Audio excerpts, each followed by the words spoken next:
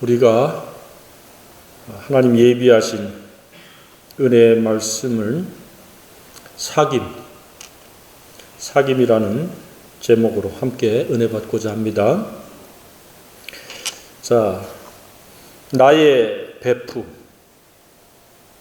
베스트 프렌드의 줄임말이 요즘 베프라고 그러죠. 나의 베프는 누가 있습니까? 아니면 어려서부터 지금까지 기억에 남는 소중한 대상은 누가 있습니까? 아마도 부모님 혹은 친구, 친인척, 나에게 선한 영향을 끼친 선생님, 아니면 또 영적인 지도자, 여럿이 있을 수도 있습니다. 그 중에는 좋은 영향을 내게 끼친 분이 있는가 하면 정반대로 나쁜 영향을 준 사람들도 있으리라고 생각이 되어집니다. 또한 가끔은 나하고 뜻과 의기가 투합해서 영원히 함께 할 것처럼 했던 친구도 과거에 있었을지도 모릅니다.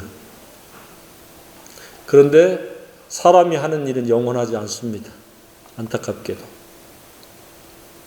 그러면 앞으로 나는 누구와 베프가 되어야 할 것인가? 그것은 두말할 나위도 없이 우리 예수님이 되어야 마땅할 줄로 생각합니다. 아직까지도 예수님이 나의 베프가 아니라면 베프의 사귐이 있기를 주님의 이름으로 축복합니다. 베프가 되기 위한 만남에는 두 결과가 있습니다. 하나는 스침의 결과가 있고 하나는 사귐의 결과가 있습니다. 아무리 오랜 시간 한 지붕 밑에 머물며 많은 대화를 주고받았다 할지라도 스쳐 지나가는 그런 만남이 있고 잠깐 머물렀지만 사귐의 만남을 경험하는 경우도 있습니다. 그러니까 만남을 통한 사귐은 그렇게 우리에게 흔한 경험은 아니라는 의미입니다.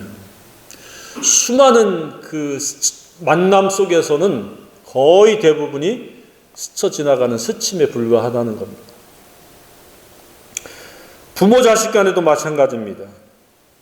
아무리 부모 자식 간에 돈독한 그러한 존경과 사랑이 있다 할지라도 스침으로 끝날 수 있습니다. 때로는 사무적인 대화, 의무적인 관계라면 더더욱 그렇습니다. 무엇보다도 일방적이며 수직적인 관계로 살아왔다면 결코 만남을 경험할 수 없었을 겁니다. 사업하는 사람과 오랫동안 친하게 지냈다 할지라도 그는 사귐을 경험할 수 있는 대상이 아닙니다. 영원히 이해관계의 대상일 뿐입니다. 사귐이란 한자어로는 교제입니다. 그래서 남녀가 이성 간에 사귈 때에 교제하는 사람입니다. 이렇게 이야기합니다.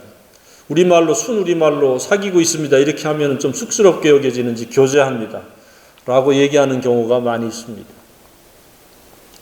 교제, 이 사귐이란 인격 대 인격으로 결합하는 겁니다. 하나가 되는 겁니다. 결코 수직관계이거나 수평관계가 아닙니다.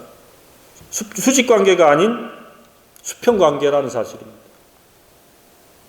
어떤 조건과 취향에 공감이 아닌 있는 그대로의 상호 존중이며 생각과 감정과 뜻의 일치입니다. 그리고 친밀함으로 하나가 되어지는 것이 진정한 사귐이요 만남입니다. 부부간에도 수침의 관계가 있고 사귐의 관계가 있습니다. 오랫동안 함께 식탁에서 밥을 먹고 한 침실을 사용해도 표면적인 부부이지 참된 만남의 사귐이 이루어지지 않는 경우도 있습니다. 특별히 가부장적인 과거의 시대에는 거의 그랬습니다. 일방적이고 수직적이고 지시적이었습니다. 감히 남녀가 밥상을 마주하면서 대화하는 그런 시기가 없었습니다. 남자들끼리, 어른들끼리 밥 먹고 부인은 부엌에서 먹는 그런 것들이 당연시되었습니다. 그러니 어찌 대화가 이루어지겠습니까?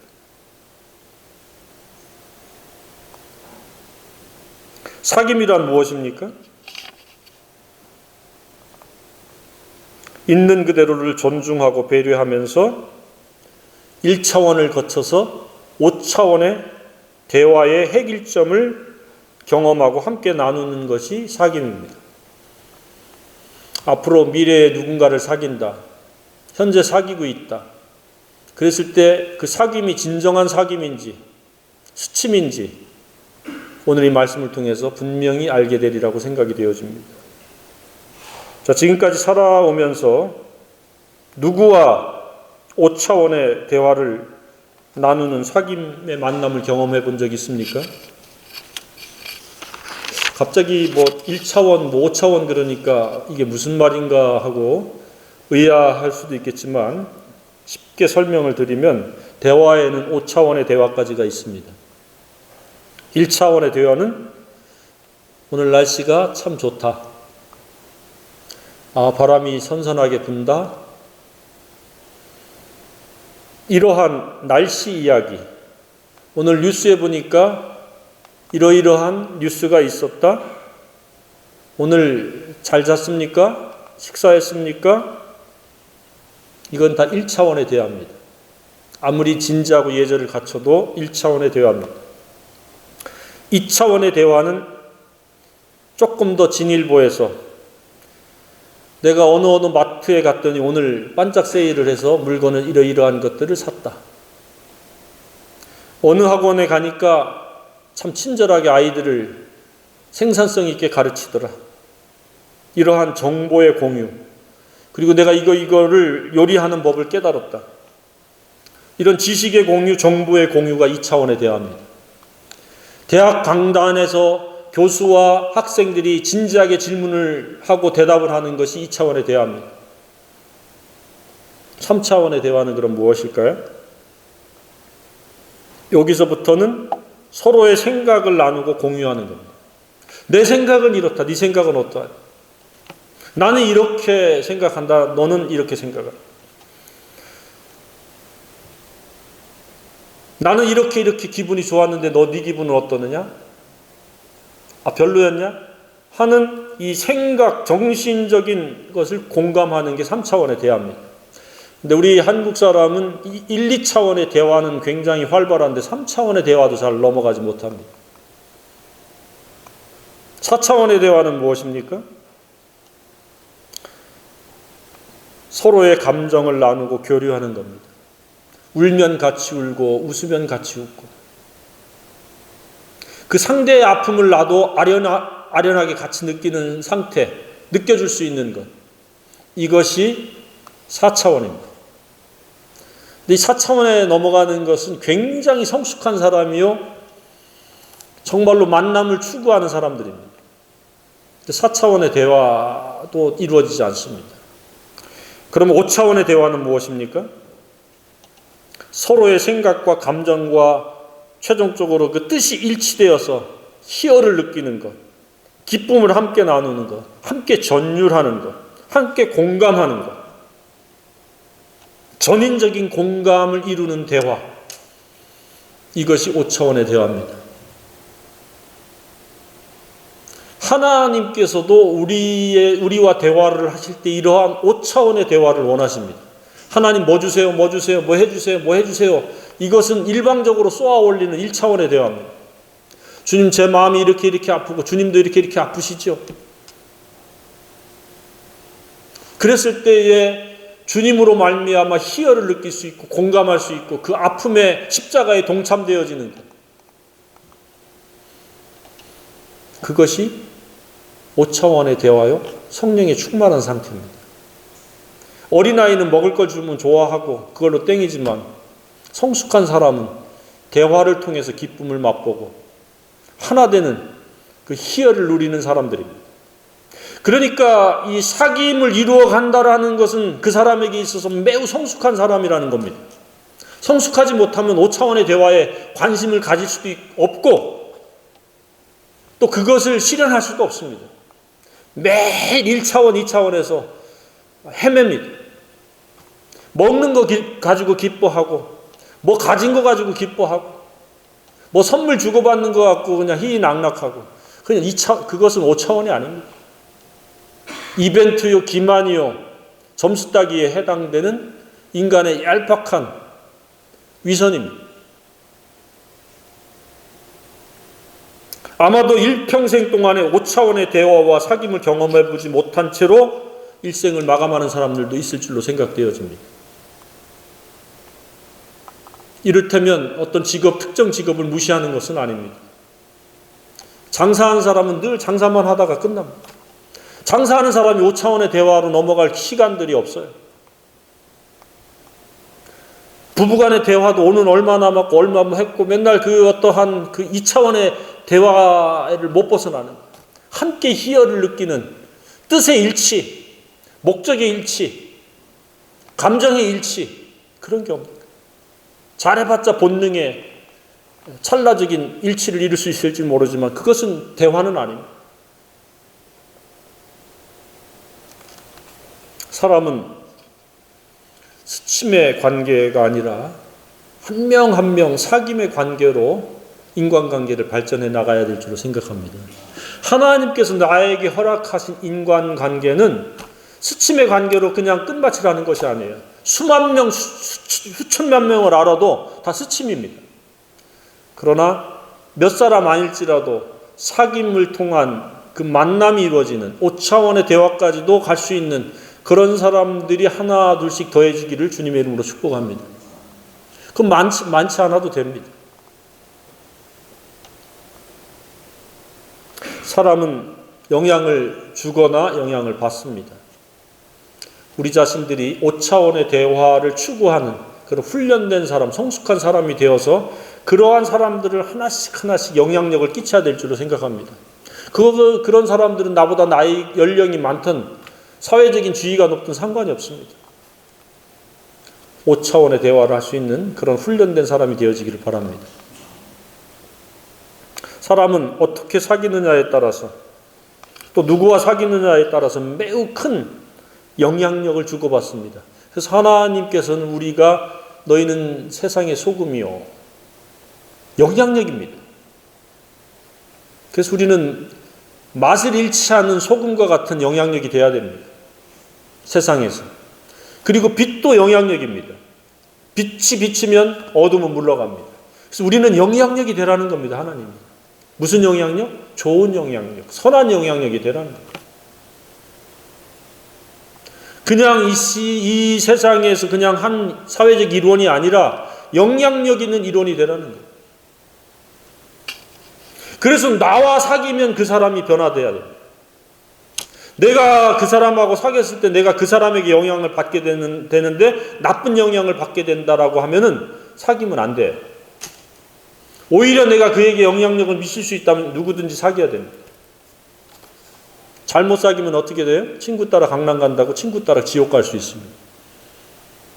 악한 것을 영향을 받게 되는. 사귀는 대상에 따라서 우리의 영성, 인성, 지성, 감성에 고스란히 영향을 주고받습니다. 우리는 영향을 받는 자가 아니라 영향을 끼치는 자들이 되어야 마땅합니다. 우리 만나면 뭔가 다르구나. 뭔가 하나를 느끼게 하고 하나를 깨닫게 하고 하나를 도전받게 하고 뭔가 따뜻함을 느끼게 해야 됩니다. 도둑과 친구를 하면 어느 순간에 그 사람도 도둑됩니다. 최소한 그 도둑질하는 것에 망을 봐주는 사람이 될 수도 있어요. 사기꾼을 만나면 사기치는데 동조하게 되거나 사기를 배우게 돼 있어요. 카사노바하고 사귀면 카사노바가 되어져요. 알코올 중독자와 친해지면 어느 순간에 그도 알코올 중독자가 돼 있을 겁니다.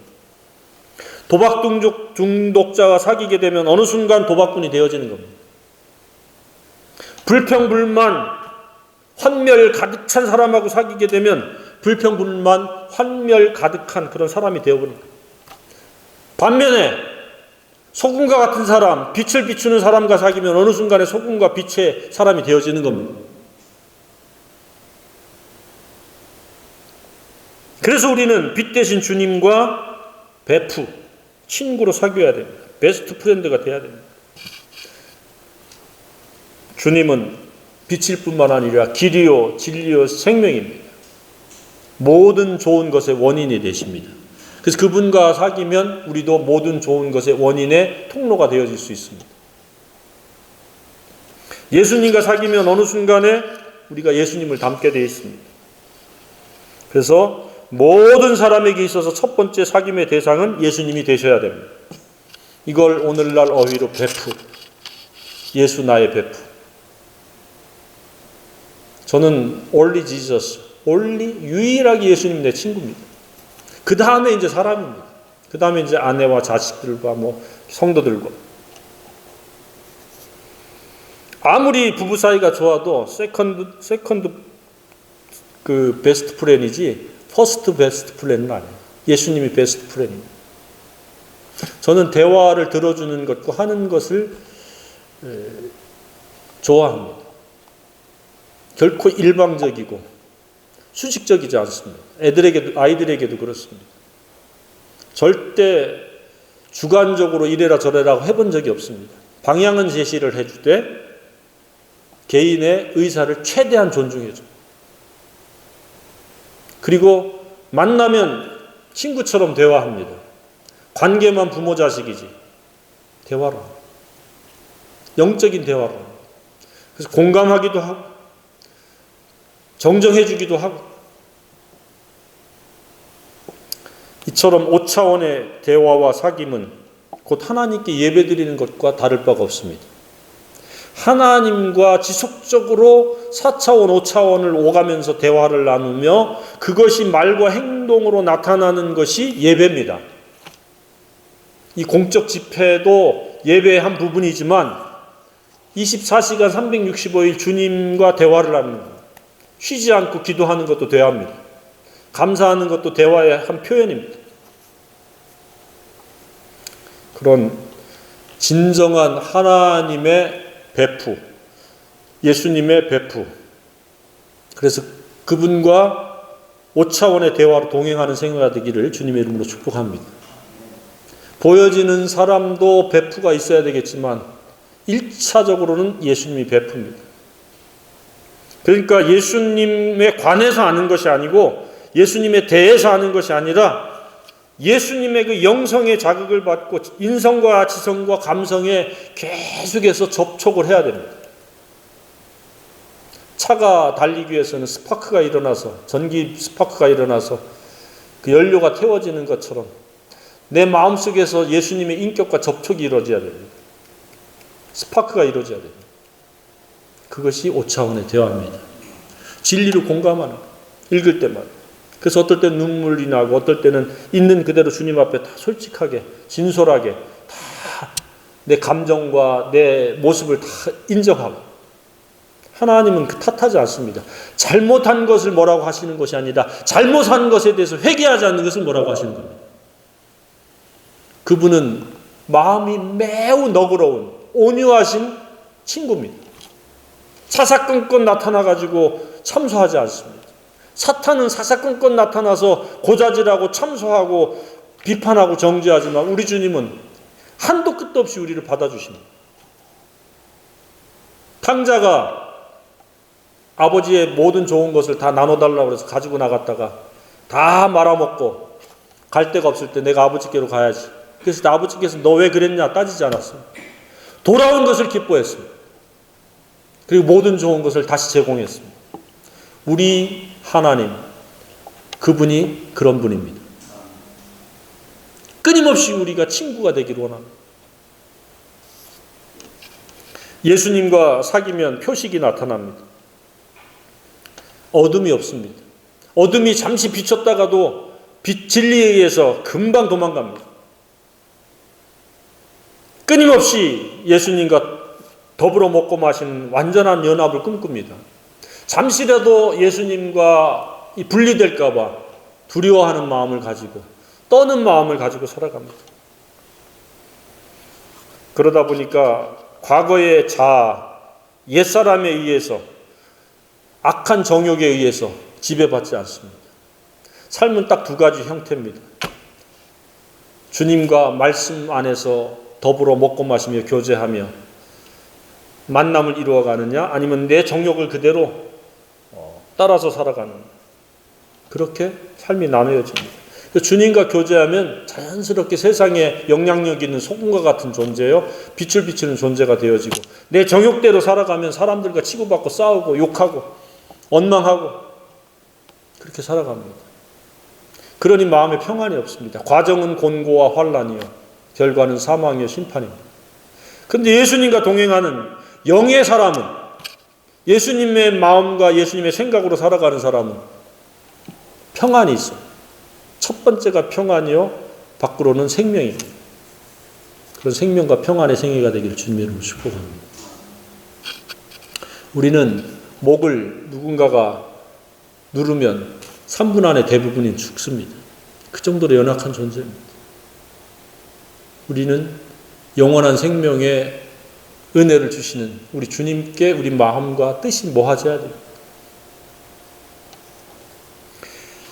예수님은 위대하십니다. 최악의 사람도 제대로 예수님을 만나게 되면, 예수님과 5차원의 대화를 알게 되면 그는 최선의 사람으로 바뀔 수 있습니다. 이처럼 사람 개개인의 일생이란 예수님에 의해서 악한 사람이 선한 사람으로 바뀌는 겁니다. 최악의 사람이 최선의 사람으로 변화되는 겁니다. 그래서 일생의 기회는 예수님을 만나야 될 기회입니다. 그분을 알아야 되고 그분을 닮아야 되고 그분의 생애가 재현되어져야 마땅합니다. 그래서 예수님이 뭐라고 그랬습니까? 내 말이 너희 안에 있고 너희가 내 안에 있으면 너희는 내 친구라. 예수님과 절친이요 베프가 되기를 주님의 이름으로 축복합니다. 오늘 이 본문에 등장하는 오네시모도 감옥이라고 하는 최악의 조건에서 사도 바울을 만나게 되었습니다. 그 감옥 안에서 바울이 대화를 시작해서 영적인 사귐을 갖게 돼서 전혀 다른 사람으로 바뀌었습니다. 그에 대해서 어떻게 표현합니까? 전에는 네게 무익하였으나 이제는 나와 네게 유익함으로. 무익한 자가 유익한 자, 최악의 사람이 최선의 사람으로 변화되었다는 사실입니다. 누구를 만나느냐에 따라서 바로 그렇게 되어집니다. 일생은 그렇습니다. 최악의 상황, 좌절하고 낙심하거나 혹은 이러한 감옥에 갇혔을 때에 하나님께서 인생의 터닝포인트, 전환점을 마련해 주는 경우가 다반사입니다. 좋을 때는 하나님께 나오지 않아요. 궁지에 몰렸을 때, 곤고해졌을 때, 이렇게 감옥에 갇혔을 때, 아니면 세상 감옥이 아닐지라도 영적으로 감옥에 갇힌 사람들이 대부분입니다. 그 신음 중에 있을 때, 아무것도 나는 할 수 없다고 할 때 하나님께서 필요한 사람들을 만나게 하시고 접촉해 하십니다. 그랬을 때 마음을 활짝 열고 그와 사귀게 되면 그도 그와 같은 사람으로 바뀔 수 있습니다. 그러니 이 오네시모는 감옥이 무슨 장소가 됐습니까? 축복의 장소가 됐습니다. 주인의 물건을 훔쳐가지고 도망갔는데, 잡혀가지고 감옥에 갔는데 전환점이 마련됐어요. 얼마나 바울이 이가 변화된 것을 확신하면, 네에게 손해를 끼친 건 내가 나에게 계산시켜라. 내가 다 갚겠다. 그렇게 계산 안 시켜도 너는 나에게 영향을 받았고 좋은 선한 것을 받았기 때문에 그렇게 내가 안 갚아도 네가 뭐라고는 안 하겠지만 내가 갚겠다. 그러면서 과거에 이 오네시모의 주인인 이 빌레몬에게 그렇게 이야기를 합니다. 네 믿음의 교제가 함께 바울과 이 믿음으로 교제했던 것, 사귐이 있었던 것, 이것을 통해서 선을 알게 했고 그리스도께 이르게 되었지 않았느냐. 그걸 환기시키는 겁니다. 그러니까 빌레몬도 바울 일행을 만나고 바울 안에서 그 공동체 안에서 이 진리를 접하지 않았으면, 사귐이 없었으면 그도 그냥 무익한 사람으로 살다가 끝났을 거예요. 그런데 이미 빌레몬이 이 믿음의 사귐을 통해서 선을 알게 됐다. 이렇게 우리가 정말로 좋은 교제는 무엇이에요? 선을 알게 된다는 거예요. 이 세상은 선과 악 두 가지밖에 없습니다. 그래서 선을 알게 되려면 믿음의 사귐이 있어야 됩니다. 공동체 안에서 영적인 지도자가 됐던, 같은 성도가 됐던 사귐이 있어야 돼요. 교제가 있어야 돼요. 그럴 때 우리는 영적으로 자라갈 수 있습니다. 자라간다는 것은 1차원의 대화에 머물던 사람이 2차, 3차, 4차, 5차까지 올라가는 겁니다. 여러분 생애가 5차원의 생애가 되길 주님의 이름으로 축복합니다. 아무리 잘나고 똑똑해도 5차원의 대화를 할 수 없는 사람은 그 사람 미성숙한 어린아이입니다. 우리는 성숙한 사람이 되어야 마땅합니다. 상대와 감정을 공유할 수 있고 전인격적인 교감이 이루어질 수 있는 그런 생애가 되어야 마땅합니다. 특별히 주님과 그렇게 되어지기를 바랍니다. 낙심하고 좌절할 때, 불행 중에 고통당할 때, 크게 실패했을 때, 큰 잘못으로 죗값을 치를 때 하나님께서는 이때에 찾아와 주시는데 사람을 통해서 찾아와 주십니다. 특별히 믿는 사람들을 통해서. 그래서 예수님이 뭐라고 하셨습니까? 양과 염소를 심판할 때 내가 옥에 갇혔을 때 찾아와 줬고, 그래서 예수님이 찾아갔는데 누가 찾아간 거예요? 예수님을 대신한 성도들이 찾아간 거 아니에요? 그러니까 하나님은 찾아와 주시는데 바로 사람들을 통해서, 여러분들에게도 누군가가 그 하나님의 찾아와 주심의 도구로 찾아와 주셨을 거예요. 그래서 이 세상에 우연은 존재하지 않아요. 다 하나님이 힘들 때, 어려울 때 찾아와 주시는데 그것을 알아차린 사람과 알아차리지 못한 사람, 또는 그것에 대해서 환영한 사람과 거부한 사람의 차이입니다. 그러면 찾아와 줬을 때 우리가 사귐에 반응을 하면 구원의 손길을 펼치십니다.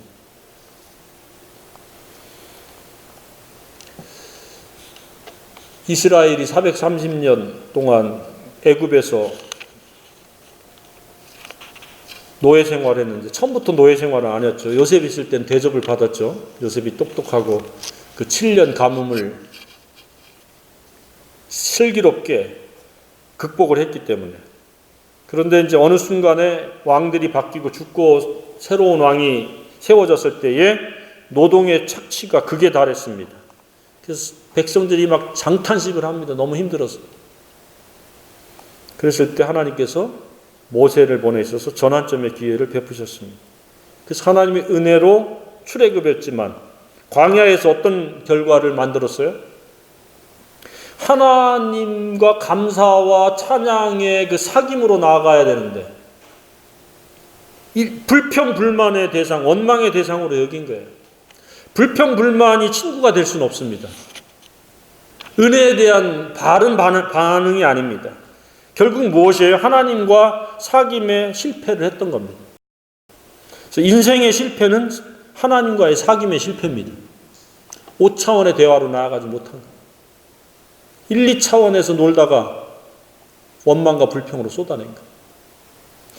하나님과 5차원의 그 고차원의 만남이 있기를 주님의 이름으로 축복합니다. 그분이 나를 어떻게 어루만지고 있는가, 나에 대해서 지금 어떠한 생각을 갖고 계신가, 그것들이 감각되어지고 그것들이 감사로 표현되어지고 그것들이 찬양으로 표현되어지고 그것이 기도로 언급되어지기를 주님의 이름으로 축복합니다. 자, 언제 어떻게 주님이 찾아와 주셨습니까? 그리고 어떻게 구원의 손길을 내밀어 주셨습니까? 하나님은 내가 하나님이다 하고 등장하지 않습니다. 꼭 필요한 사람들을 보내주십니다. 필요한 환경을 접하게 하십니다.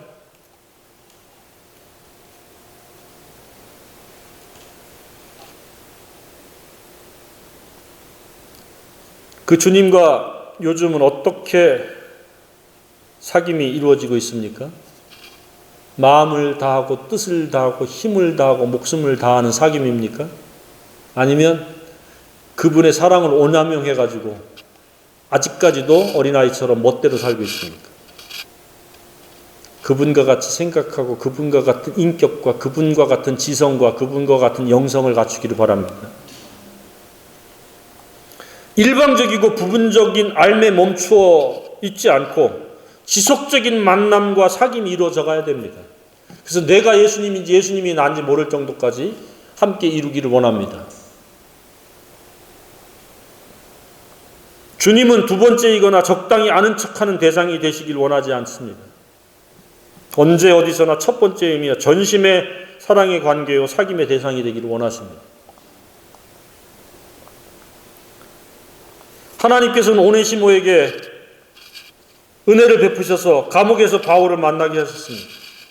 수침으로 끝나지 않고 영적인 믿음의 사귐, 교제에 있게 하심으로 무익한 자가 유익한 자가 되어졌고 선을 알게 하고 그리스도께 이르도록 하는 그러한 놀라운 영적인 경험을 한 겁니다. 우리는 누군가에게 옥에 갇혀있는 사람들, 감옥과 다를 바 없는 곳에 이 어둠에 갇혀있는 사람들에게 만남의 도구, 무익한 자를 유익한 자로 바뀌시는 하나님의 일꾼이 되어야 되고 선한 영향력이 되어야 될 줄로 생각합니다. 너무 많습니다, 이 세상에. 그렇다고 욕심낸다고 되어지는 것이 아니라 하나님께서는 나에게 있어서 오네시모는 누구인가? 한번 생각해 봐야 됩니다. 연장자일 수도 있고 연소자일 수도 있고 친구일 수도 있고. 바울에게 오네시모가 있었다면 저와 여러분에게도 반드시 오네시모가 있으리라고 생각이 되어집니다. 그래서 소중히 기도하면서 그들에게 다가가야 됩니다. 일생은 이처럼 일하고 먹고 마시고 입고 하는 것이 기회가 아닙니다. 그것은 수단이지 목적은 만남을 이루어가라는 겁니다. 이것을 영적으로 재생산이라고도 이야기합니다. 이처럼 나에게 오네시모도 필요하고 내가 또 선한 영향을 지속적으로 받아야 될 사귐의 대상도 필요합니다. 그래서 그 사람은 육신에 속한 사람인가 경건한 사람인가 분별할 줄 알아야 됩니다. 그렇지 않으면 육신에 속한 거짓의 사람에게 영향을 받게 되면 우리도 거짓에 미혹되어집니다. 그래서 사람을 만난다는 것도 정말로 복 중에 복입니다. 지독한 거짓말쟁이, 위선쟁이, 진리를 왜곡시키는 그런 사람들 만나면요 훨씬 더 화려하고 독버섯이 화려한 것처럼 훨씬 더 말주변도 뛰어날 수도 있습니다. 진정한 경건한 사람, 하나님의 사람들을 만나기를 바랍니다. 그리고 서로 선한 영향을 받거나 줘야 됩니다. 그래서 그가 나에게 경건한 사람인지 여부를 알 수 있는 것은 그를 통해서 내가 선을 알게 됐는가, 예수의 품격을 닮아가고 있는가, 그 두 가지만 보면 알 수 있습니다.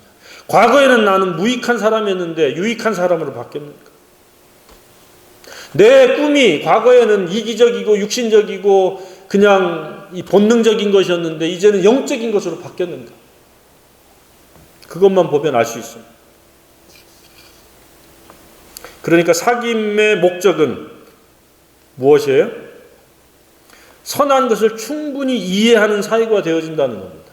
5차원의 대화라고 해서 그냥 전율하는 게 아니라 선한 것의 일치점을 발견해서 하나가 돼서 그것으로 기뻐하고 전율하고 그것이 성취되어지는 것에 대해서 공유할 때 그것이 진정한 5차원의 대화입니다. 그렇게 되라는 거예요. 빌레몬이 과거에 그랬고 감옥에서 지금 오네시모가 그랬다는 거예요.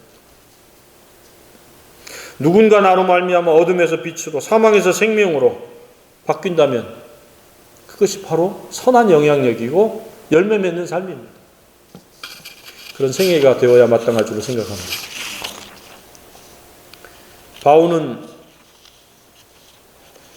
바울은 이 복음 때문에 사회적인 법적인 죄를 짓지 않았지만 감옥에 갇혔습니다. 그래서 감옥에 갇혀서 억울하다고 난리를 피운 것이 아니라 자신이 할 일을 했습니다. 그래서 그 표현이 참 시적이죠. 갇힌 자 중에 낳은 아들 오네시모를 위하여 네게 간구하노라. 10절에 갇힌 자 중에 낳은 아들. 이 선한 일은 장소가 제한할 수 없습니다. 감옥 속에서도 선한 일을 한 거예요. 이처럼 우리는 하나님께서 우리에게 만나라고 하는 대상들이 있습니다. 사귀라고 하는 대상들이 있습니다. 그것이 하나가 순종되어지면 둘이 되고 둘이 순종되어지면 셋, 넷이 됩니다. 그러한 생애가 되길 주님의 이름으로 축복합니다. 진리의 빛으로 복음으로 사귐을 가져야 될 대상이 반드시 있습니다. 어쩌면 차고 넘칠지도 모릅니다. 이 부분에 대해서 우리가 우선순위를 두지 않고 모른 체하고 외면하고 무시한다면 우리는 요나가 니느웨로 가려다가 다시스로 도망감으로 불필요한 큰 두려움을 주변 사람들에게 제공하고 그 재앙을 당했던 것처럼 우리도 그렇게 될 수밖에 없습니다. 우리는 선한 동기를 가지고 사귐을 주선하고 그 사귐이 무엇인지 알게 하고 그 사귐이 예수님과 이루어지도록 돕는 이 시대에 소금과 빛이 되어야 마땅합니다. 그래서 나에게 오네시모는 누군가? 무익한 정신적, 사회적, 영적인 감옥에 갇힌 자를 찾아서 진리로 능동적으로 사귐을 꾀해야 될 줄로 압니다. 그렇게 되려면 먼저 우리가 주님과의 깊은 사귐이 있어야 됩니다. 그렇게 되면 예수님의 마음으로 그 누군가에게 다가갈 때 놀라운 은혜의 역사, 변화의 역사를 경험하게 될 줄로 믿습니다. 그 기쁨은 어떤 음식을 먹는 것보다도 어떤 원하는 것을 갖는 것보다도 비교할 수 없는 큰 기쁨과 짜릿함이 있으리라고 확신합니다. 하나님께서도 동일한 기쁨을 느끼기를 원하십니다. 그래서 드라크마가 10개 있었는데 하나를 잃어버렸습니다. 동전입니다. 그래서 찾았을 때 기쁨. 양 99마리, 100마리가 있었는데 한 마리 잃어버렸는데 찾아서 즐거워 어깨 메고 합니다. 둘 아들 중에서 하나가 방탕 생활하다가 돌아왔습니다. 기쁨. 우리가 만남을 추구해야 되는 것은 손해냐 이익이냐, 나에게 우호적이냐 적대적이냐, 이게 아닙니다. 나에게 있어서의 허락하신 오네시모는 누군가? 그랬을 때 감당하기 힘들면 주님께 요청을 해야 됩니다. 하나님께서 내게 보여주신 오네시모가 있는데 제가 감당이 불감당입니다. 주님 도와주십시오. 그럼 그의 마음을 확 꺾어 놓으시든지 아니면 그의 영권으로 그를 무너뜨릴 힘을, 능력을 주실 줄로 믿습니다. 내 힘으로 하려고 하면 안 돼요. 우리는 5차원의 대화를 추구하는 경건에 이르는 자발적 훈련이 아니면 우리는 1, 2차원에 머물면서 쓸모없는 것, 사소한 것에 시간과 에너지와 우리의 마음을 빼앗길 수밖에 없습니다. 우리는 일어서서 깨어서 주님과의 사귐, 또 내게 허락하신 제2의 오네시모와의 사귐, 이러한 균형 잡힌 그런 아름다운 생애가 되길 주님의 이름으로 축복합니다. 그 사귐에 대한 올바른 이해가 있기를 주님의 이름으로 축복합니다.